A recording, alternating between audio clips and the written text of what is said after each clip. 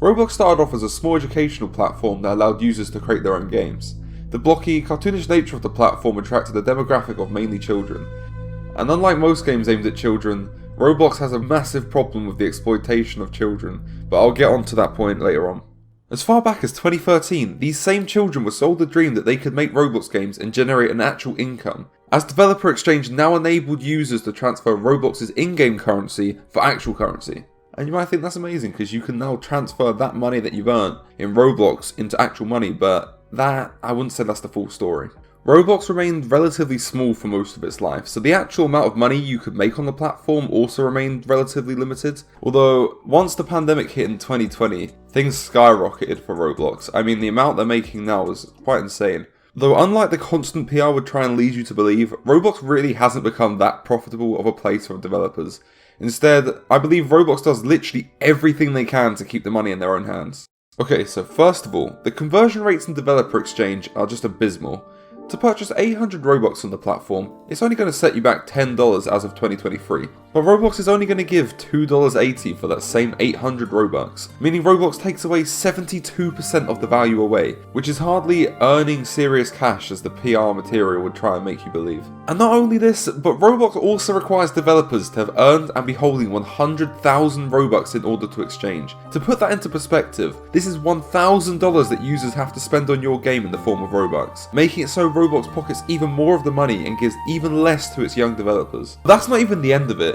With over 40 million games on the platform, getting anybody to notice your game can be a challenge in itself. This is because Roblox only advertises already established games. Even the up and coming tab only shows the user games with thousands of users playing already. So it's no surprise to why users feel forced to spend all of their Robux on advertising. And the worst part, this isn't even a guarantee of success and just lines Roblox's pockets further and decreases the amount of money leaving the platform. And it's hardly like Roblox hasn't got the money to give to their developers. They've got an annual revenue of $1.9 billion in 2021, and only 1,000 games gained more than 30,000 in the same year, which I think just kind of shows the extent of how much they're keeping away from their developers. So I'm pretty sure it's easy to conclude that this is gambling. I mean, you have to do this, and there's no guarantee whatsoever, so pretty much gambling to kids. And sure, you could always make the argument that this is the case with any type of advertising or content creation, but I think it's particularly nefarious when this is involving very young children, and Roblox directly incentivizes these children to create these games in the first place, so I think that argument holds pretty little weight.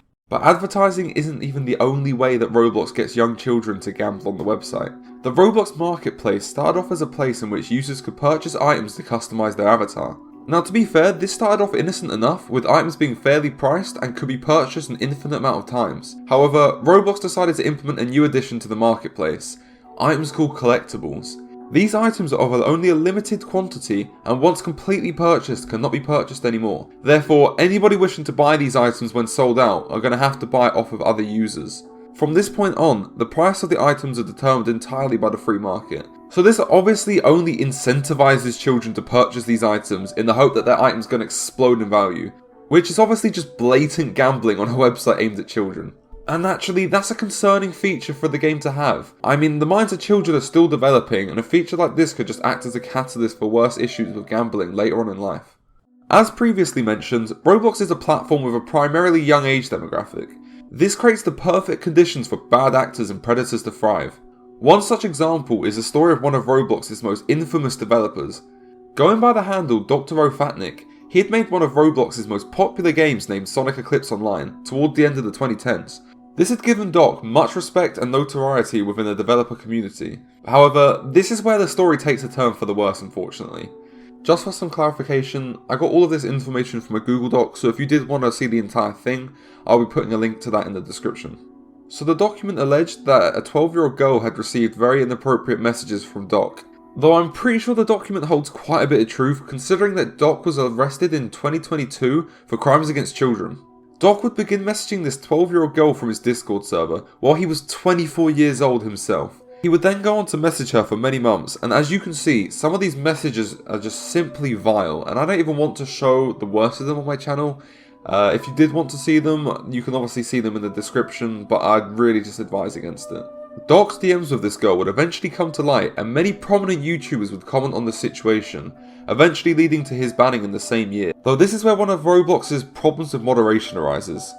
Doc was able to transfer the ownership of the game when banned to an alt account named Holding Group, which allowed a banned predator to continue profiting off a very successful game. Doc's ownership wasn't even revoked until Sonic Eclipse was fully shut down in December 2020, but it wasn't shut down because he was a predator, it was shut down because Sega had requested so, which kind of displays how Roblox only really cared about the situation when a massive corporation had a problem with the game. And obviously, so that users can't do this in the future, Roblox really needs to make sure that these kind of loopholes just don't exist in the first place, as it allowed someone like Doc to continue overseeing the game and only gave him even more potential victims.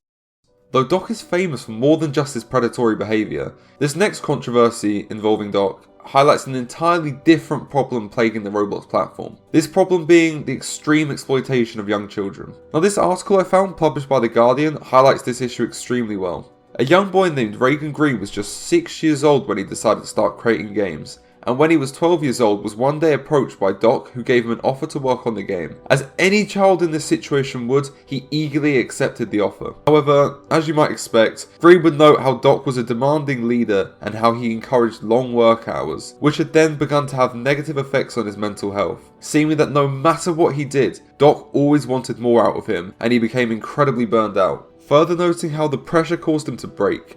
So one common theme I discovered whilst researching the topic of this child exploitation is that many of these exploited individuals feel there is nobody they can turn to once they've been exploited. Green stated that he didn't reach out to Roblox themselves about it because he knew even then about how unhelpful they were towards their developers. Things like developer credit and fair pay just weren't their problems, he guessed. Green's feelings of a lack of anybody to turn to is all too common. For example, a girl called Anna began making games at just 10 years old and was eventually discovered by 20-year-old developers who recruited her to join their team to work on their upcoming project. Promising her 10% cut of all profits meant that she was forecasted to make $300,000 at just 16 years old. However, Roblox had no hand in how the earnings of the game were distributed, leaving it entirely up to the older developers. As expected, this eventually led to the developers exploiting this fact and putting all the child developers on a fixed contract, reducing their pay by 40%. Anna, just like Green, had nobody at Roblox to turn to, stating, "There is no H article. Roblox forums would have just flagged any post she made about the situation as harassment." So you might be thinking, Roblox has all of these issues, there's so much they could do, but are they actually doing anything? Well, they have a program called the Accelerator program. It aims to educate its users, but doesn't educate them about the dangers of exploitation and how to actually set up fair teams. So in the absence of any sort of real help, Roblox really needs to put in place more regulation of these developer teams, ensuring contracts are signed and wealth is distributed fairly. They also need to provide some sort of HR or support line for individuals, as doing this could help the issue of child exploitation. And I mean, come on, Roblox really, they have the money for this. There's no excuse. As for fixing the issue of gambling, there are two ways that Roblox could probably go about this. The first would obviously be to just outright delete collectibles. I don't think they're going to do that. I mean, it's obviously such a moneymaker, that'd be kind of stupid on their part, or at least in their eyes to do so. And the other, probably less successful option would be to just put an age limit on the purchase of these products, but obviously people are just going to lie about their ages, so the only real way this is going to be solved is if they just completely get rid of it outright. Roblox should also have a tab on their website that's entirely dedicated to new games with very little players to actually promote them, as there's complete reliance, like I said, on advertising, and that will alleviate that. Also, just increase the exchange rate between Robux and actual currency. Right now, it's ridiculous. It's absolutely ridiculous. So yeah, final thoughts. Parents should also play a part in this. They should monitor their children and sort of what they're doing online, because they can't place complete reliance on a corporation like Roblox to be doing it for them. Obviously, Roblox does need to do things as well. You know, they can't completely rely on parents either. It sort of needs to be a mixture of both parties involved. And that's my take on this whole situation. So if you enjoyed the video, please do like, please do subscribe, and thank you.